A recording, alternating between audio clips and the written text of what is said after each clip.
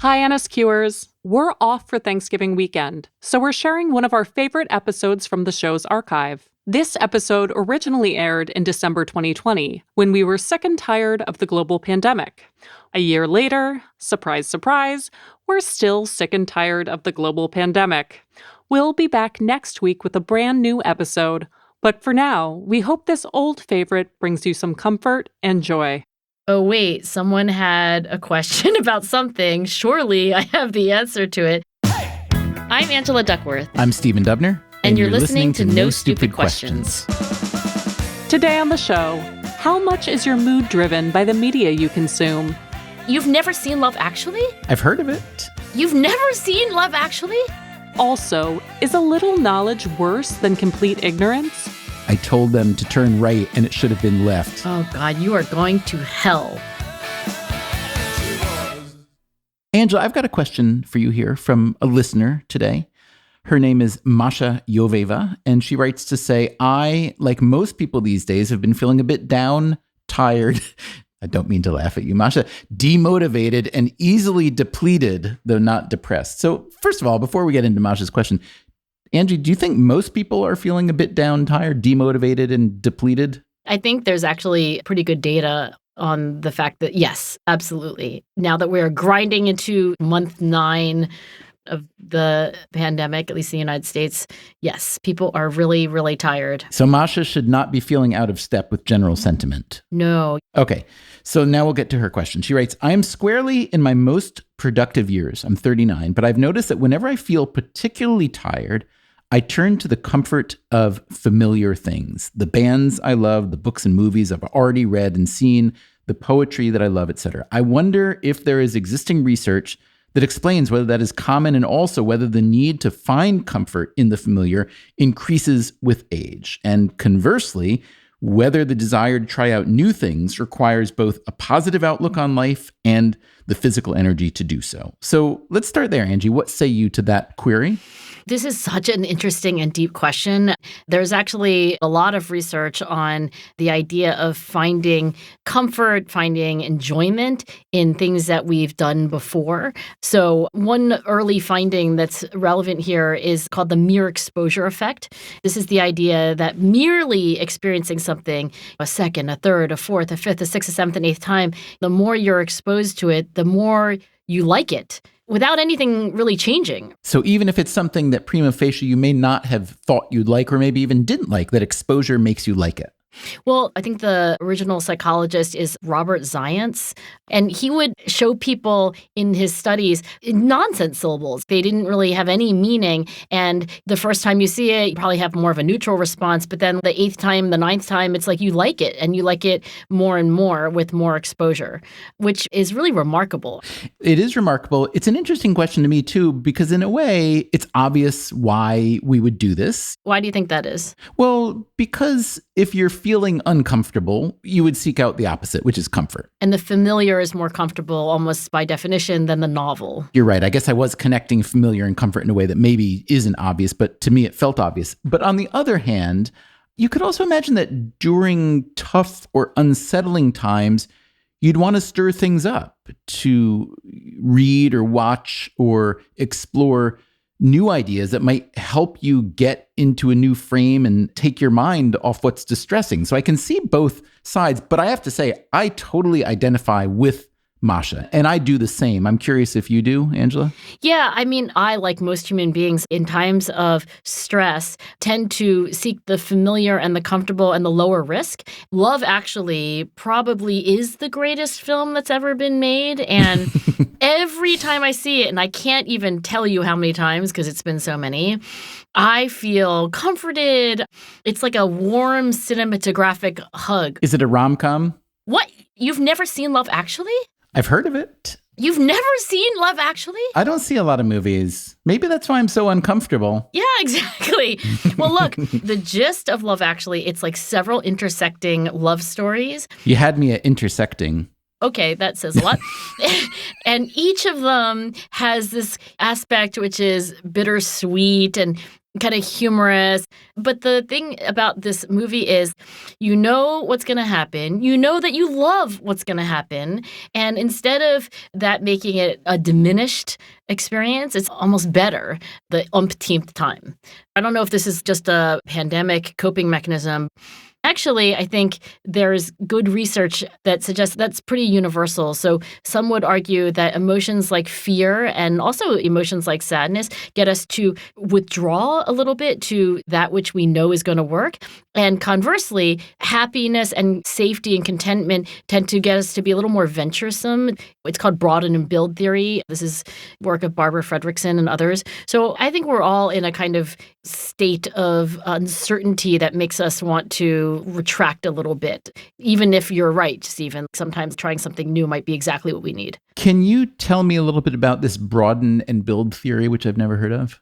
Yeah, so while we know why we have fear, like if we didn't have fear, we'd get eaten by a tiger. And we also know why we have the cousin of fear, anxiety, like, oh, I'm anxious about this test or I'm anxious about this thing that's going to happen, so I prepare for it more. All of the negative emotions had been cataloged and understood in terms of their evolutionary function for survival. So Barbara Fredrickson is a psychologist who wondered, well, why is it across culture that we have certain positive emotions like happiness, like contentment, like surprise, like awe, and so forth. And that led to broaden and build theory, which she spent the rest of her long and storied career studying, which is basically the idea that when we experience these positive emotions, they are a sign and a signal that things are going well. And therefore, now is the time to broaden and build. So invest for the future, etc.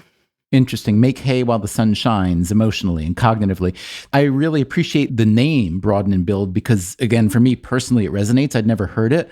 But as we're talking about Masha's question and the fact that you and I and probably a lot of other people, as the evidence shows, seek comfort when things are feeling unsettled, I was trying to think of the opposite because Masha also asked about that. She said, does the desire to try out new things require a positive outlook on life and the physical energy to do so?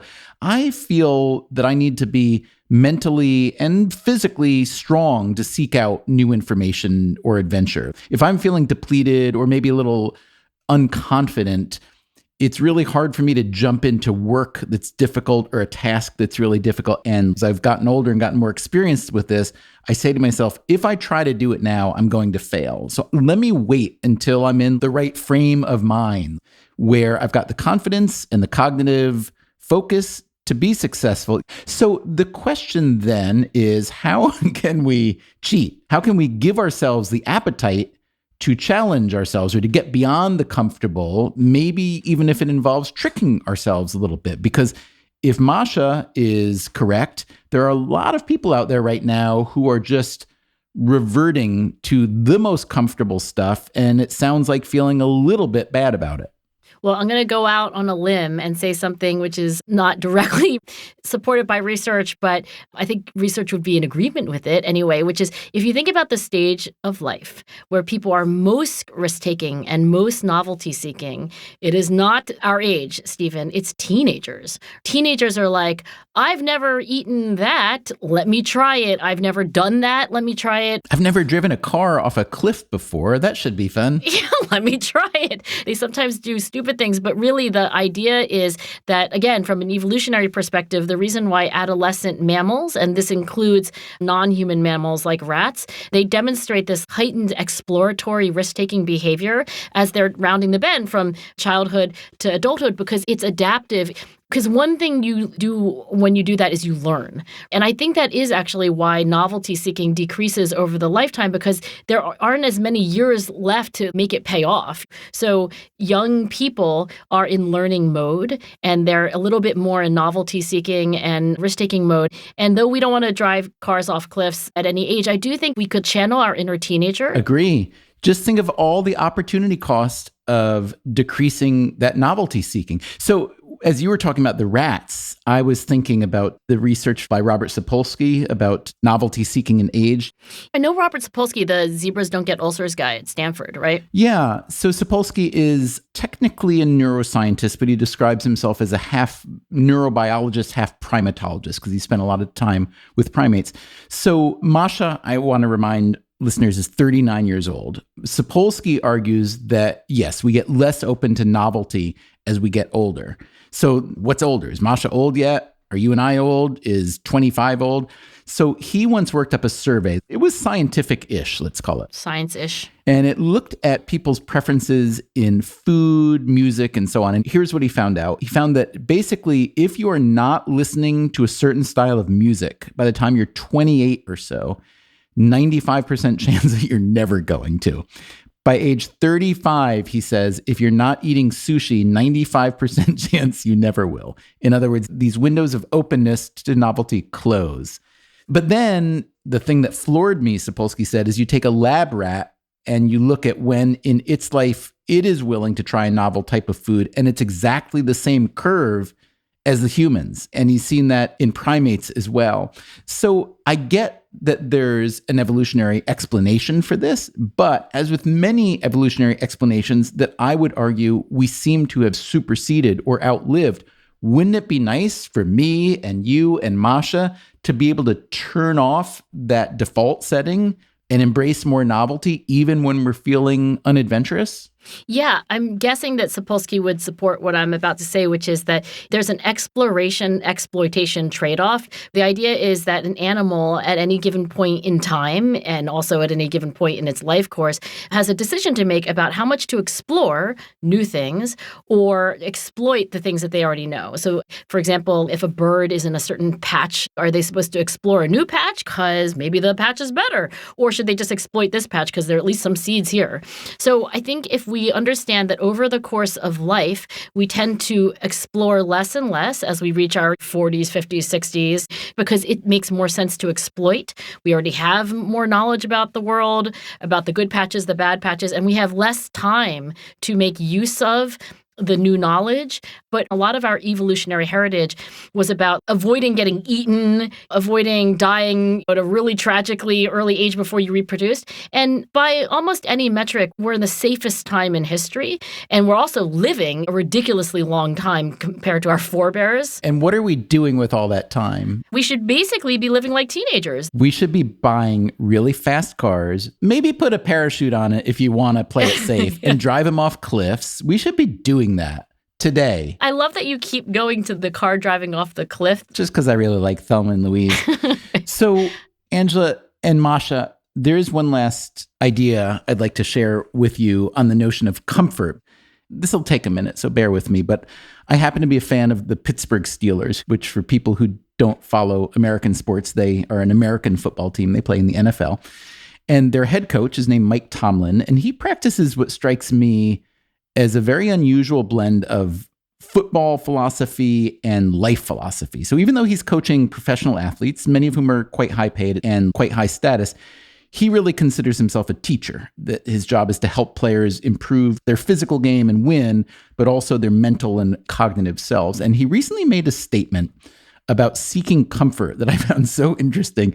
So the Steelers had just beaten their biggest rival, the Baltimore Ravens. And afterward, Tomlin said, "I thought it was far from perfect, but I thought collectively our guys did not blink. No one sought comfort." And then someone asked him, "What are you talking about? What does sought comfort mean?" And he said, "Things that people do under duress that when given the opportunity to look back at it, they wish they hadn't. To lessen their roles when things get tough." That's one of the things we openly talk about. Don't minimize your role when things are tough. Have ownership over what's transpiring. Don't blame others. Don't state problems. Let's openly talk about solutions as opposed to stating the obvious. So Angela and Masha, I'm guessing neither of you will ever play in the NFL, nor will I. But I do find this advice intriguing and inspiring, and I hope you will find it not comforting, but useful. So you're saying that instead of doing what Masha's doing, which is turning to the band she loves, the books and movies she's already seen or read, the poetry that she loves, that this is like a more stoic kind of like, just be uncomfortable. It's 2020. Stand tall. Yeah. Learn to frame comfort as an old default that doesn't lead you to anywhere bigger or more productive or more fruitful. You want to be the brave person who, even in difficult circumstances, is looking for the causes of that difficulty and trying to find ways to get through it, as opposed to retreating. Look, I realize it's a football scenario. This is not advice that's going to work in every situation. But I found that incredibly, I thought, insightful and personally inspiring. Your mileage certainly may vary. I'm kind of landing on different strokes for different folks. I guess the football coach locker room, it's time to be uncomfortable. It's that kind of year. Might work for some people. And there are other people who are like, no, I'm going to reread A Tree Grows in Brooklyn. And I don't know that there's anything more right about either of those approaches, as long as this isn't getting in the way of the rest of your life. Understood. And I don't want to block off the comfort route for anybody, but it sounded to me like Masha wrote because she wants to circumvent the comfortable route. She writes, I wonder if whether the desire to try out new things requires both a positive outlook on life and the physical energy to do so. And I think what Coach Mike Tomlin is saying to her is, no, it doesn't. It requires you to give yourself a kick in the butt and to use the strength of your mind to reframe the challenge and to not retreat to the comfortable. Well, look, here's where I would land. This is such an incredibly hard time. If upon reflection you think, you know what, it probably would be good for me to do something a little different, fine. If you want to retreat into macaroni and cheese land and rereading the novels you read when you were 17, also fine. You have my permission. Still to come on No Stupid Questions, Stephen and Angela discuss why it's so hard to accept that we don't know what we don't know. Remember when I called you and I asked you for advice about starting a podcast? I do. How hard could it be? You can buy a microphone on Amazon. Stephen, I have a question for you from Eamon Colvin, one of our listeners. It goes like this. Is a little knowledge worse than complete ignorance? I can see why you're asking this question to me and not the other way around. The most famous version of this idea, at least as far as I know, comes from the British writer and satirist Alexander Pope, who in his essay on criticism wrote, a little learning is a dangerous thing. Drink deep or taste not the Purian spring. There shallow draughts intoxicate the brain, and drinking largely sobers us again. So plainly, cautionary tale. A little bit of knowledge is potentially dangerous, but a lot of knowledge can also be a dangerous thing. What? So let me explain. Are you familiar with the concept of ultra-crepidarianism by chance? I am not. All right. So ultra-crepidarianism is the habit of giving opinions and advice on matters outside of one's knowledge or competence. Okay. Is it crap? Like as in crap? No, crep. It sounds made up, but it's a real word. Ultra, U-L-T-R-A, crep, C-R-E-P-I-D-A-R-I-A-N-I-S-M. If you could only amass the Scrabble tiles for that word. So have you ever met perhaps a doctor or a lawyer or some other very high achiever who also feels that they know everything there is to know about the energy situation or climate or politics? Or tax policy. Yeah. You know what? I am like this person. I am always giving advice about things that I really shouldn't be giving advice about. I don't stay in my lane enough. Can you give me a for instance? Because I don't feel I've seen that side of you. Okay, like somebody will be wandering around the supermarket, not my supermarket, just the supermarket in which I also happen to be. Wait, when you say not my supermarket, meaning you don't own the supermarket? Yeah, I don't own it. Can I just say, we didn't assume that you owned a supermarket. Appreciate the distinction, but yeah, not necessary. Yeah, all right. But look, I shouldn't be saying anything. I don't work there. I probably don't know where the brownie mix is that this person's looking for. And yet I find myself giving directions to people who are not even asking out loud. They just look a little bit like they're looking for something. You just walk up to people and say, excuse me, I think I can help you with the brownies. That's what you do? Well, you know that look that people have? They're like scanning the shelves with their eyes. They turn their head to the left and to the right, and then that signals me that that person needs some direction. And you just come in and say, excuse me, what are you looking for? Or if they even just begin to enunciate a question, I answer it. And even when it's not really been directed at me, I'm a little overconfident sometimes, and that's not good. What's behind this desire to, let's say, answer questions that you don't know? Well, first of all, I'm not defending myself. I'm more like confessing to you, Stephen, just so you know. I'm not bragging here. I appreciate that, but you sound like you do take a perverse joy in it, however. I think it's more like an overdeveloped muscle, kind of like, oh, wait, someone had a question about something. Surely I have the answer to it. And maybe this is a version of this question from Eamon. Maybe a little knowledge is what I'm cursed with. So I'm surprised you haven't brought up yet the Dunning-Kruger effect, which is so famous that even people who know nothing about psychology are always citing it, which I guess is an example of the Dunning-Kruger effect itself. But could you describe the Dunning-Kruger effect and how it applies to this conversation? We could run a meta study, just ask people to define the Dunning-Kruger effect. Okay, Dunning and Kruger are psychologists. I believe that David Dunning was the advisor and his student was Kruger. But the Dunning-Kruger effect is the idea that when you have people who are all doing something, that the people who are doing the worst on that task are more likely to overestimate their ability. So those who actually know what they're doing are much more modest in estimating how they are relative to other people. So the Dunning-Kruger effect is the idea that you can be unskilled and unaware that you are unskilled. So if we were to translate this to a different domain, might we say that the little professor lady in the supermarket who doesn't work there might somehow not be as qualified as a person who does work in the supermarket to tell another shopper where something is? Yeah, where something is, what to buy, what not to buy. These are all problems that I've had. Maybe because I know a little bit, I'm like, I had that cream cheese once. I liked it. Maybe that somehow emboldens me to offer glib advice. And I think that's also why it's so easy to do. Because you don't know about the complexity of all the cream cheese selections, you just say the first thing that comes to mind. It is the very lack of knowledge that ironically leads to an assumption of knowledge. You know, I think if you look back to the Dunning-Kruger research on this, which, by the way, it's an old effect, but there's still new research being produced. And there was even a paper that came out a couple years ago. David Dunning's one of the co-authors, and it was called Overconfidence Among Beginners Is a Little Learning a Dangerous Thing? And what I really liked about this paper is that they basically have these graphs of your confidence as you are progressing through multiple trials of tasks. And then they have your actual performance, like how good you really are, so that you can look at the gap. And there's this kind of life course where, like, at the very beginning, you haven't done this novel problem-solving task at all. You're not overconfident. So it's not like the disease of total newbies to feel like, oh, I know everything. But as soon as you get like a little bit of fluency, they call it the beginner's bubble of overconfidence.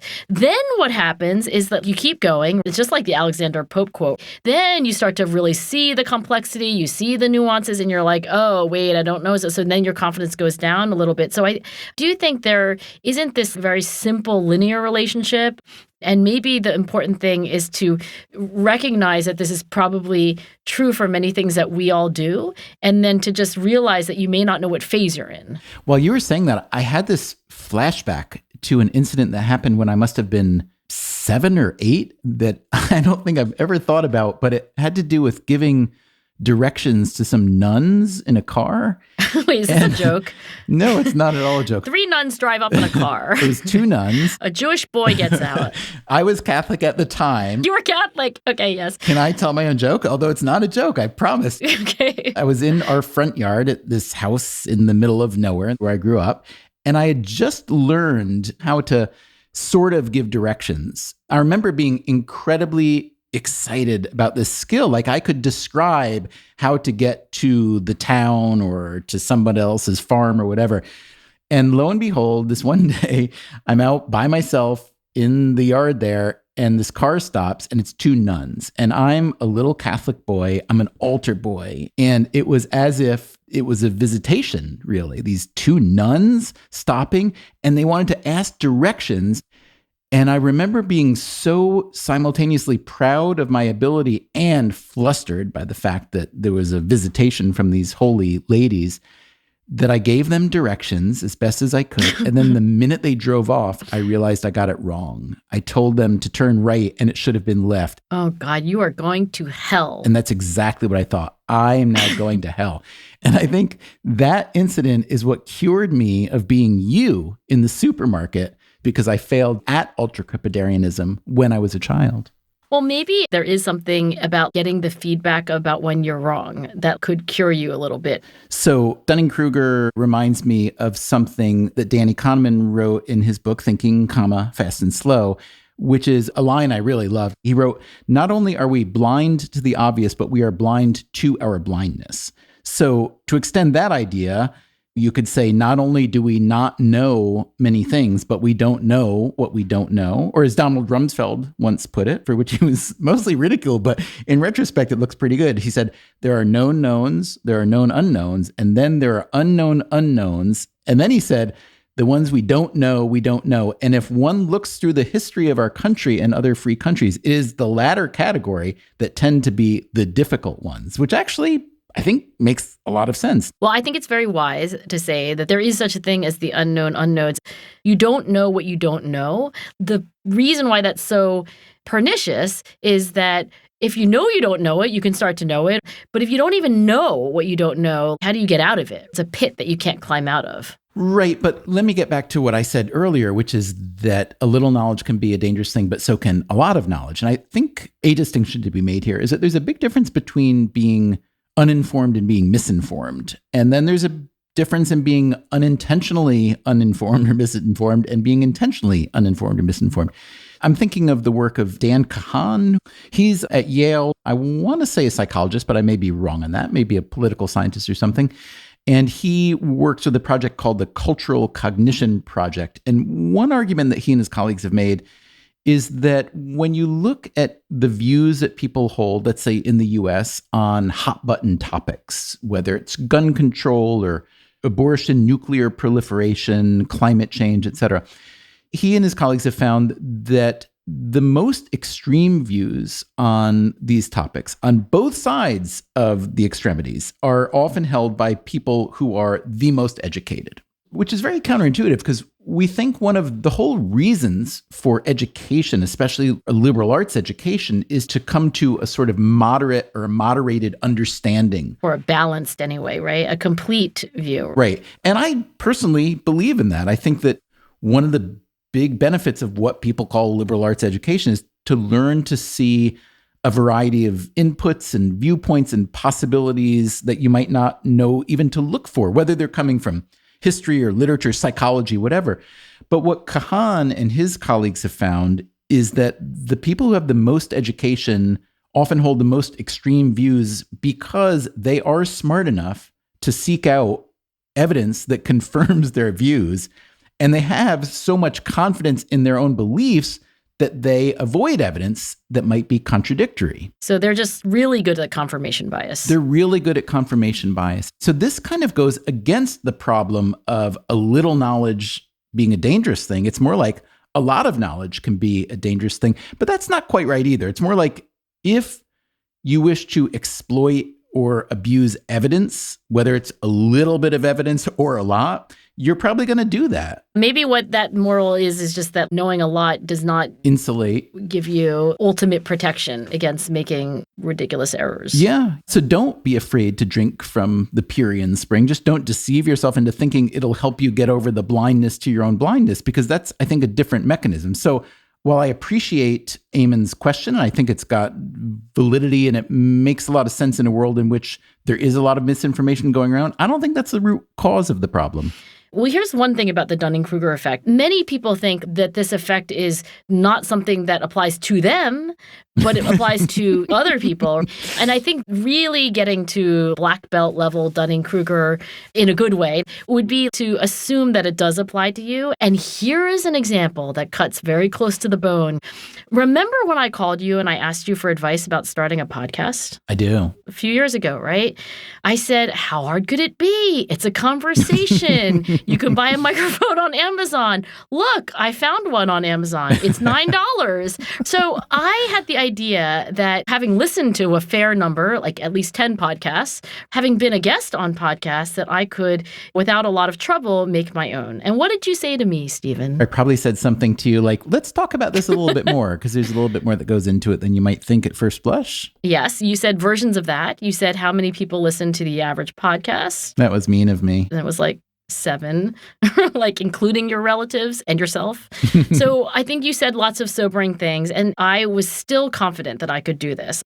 And then I made a couple pilot episodes with not you. And even when I listened to them, I was like, this is pretty great. And then I asked people who actually know something about podcasting to listen to these episodes, and they were like, And I realized that, first of all, even making those 2 pilot episodes was incredibly time-consuming and hard and not at all fun. Basically, I was like, as if I were in one of these studies where I start off and I'm like, I don't know, and then I get really overconfident, and then I do it a little more, and then my confidence goes down. It's like you see somebody wearing a button-down shirt, and you're like, how hard can it be? There's some buttons, the buttons go in the holes, it's got a collar, and you start sewing, and as soon as you get into sewing that first shirt, and you're like, whoa, this is really hard. And I guess if you kept sewing shirts, you would get better at it. But I think the cure to the Dunning-Kruger effect is experience. So is there a way to get to the black belt level of Dunning-Kruger without all that experience? Because, that takes a lot of time. And also it'd be nice for people to be good before they're super, super, super experienced. Well, you were quoting Danny Kahneman. And if you ask Danny Kahneman, does reading his book, Thinking Fast and Slow, make you into a less biased, better thinker? I'm guessing the answer is no. No, he doesn't think actually that reading his book will protect you from all the biases that he writes about in his book. I do think, though, he has something positive to say, which is that after you read the book, you can kind of build systems. So maybe not the individual overcoming their own biases and blind spots, but that a system could be put in place with checks and balances and devil's advocates on committees and so forth that would protect against some of these things.